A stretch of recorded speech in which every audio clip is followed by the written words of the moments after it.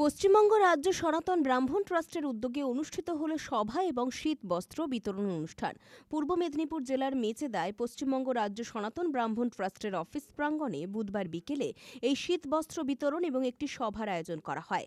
এদিনের অনুষ্ঠান থেকে প্রায় 1000 জন দুস্থ মানুষকে শীত বস্ত্র বিতরণ করা হয় সংস্থার পক্ষ থেকে।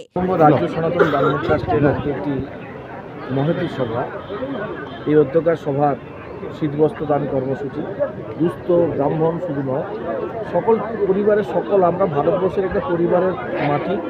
সেই মাটিতে, ভারতবর্ষের মাটিতে আমরা সব পরিবার মিলে, সব ধর্মের মানুষকে নিয়ে আমরা একটা পরিবার। আমরা সেই পরিবার পশ্চিমবঙ্গ রাজ্য সনাতন ব্রাহ্মণ ট্রাস্টের পরিচালনায় আজকে শীতকালে শীতবস্ত্র দানের একটা কর্মসূচি নিয়েছি। বিগত 3 বছর ধরে কোনো কর্মসূচি নেওয়া হয়নি। সেই কর্মসূচিটা আজকে ফার্স্ট জানুয়ারি মাসের 8 তারিখে আজকে কর্মসূচি নিয়েছে। দুস্থ ব্যক্তি শুধু এসেছেন।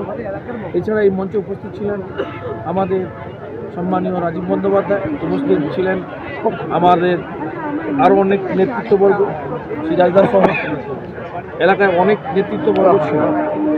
তো আজকে পশ্চিমবঙ্গের সারা 23টা জেলার বিশিষ্ট ব্যক্তিরা এসেছেন, ব্রাহ্মণরা। তাদেরকে আমরা শীতকালে শীতবস্ত্র দান দেব। তো তার জন্য আমরা আজকে এই সভাটা করেছি।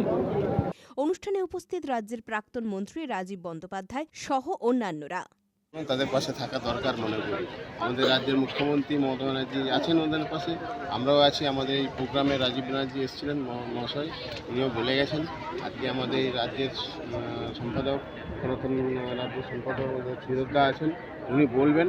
এই মেছেদা আমাদের যে ব্রাহ্মণ ট্রাস্টের যে আয়োজন, সেটা আমাদের অনেক কষ্ট করে প্রোগ্রামটা করেছে এবং মানুষের স্বার্থে, মানুষের পাশে আমরা আছি।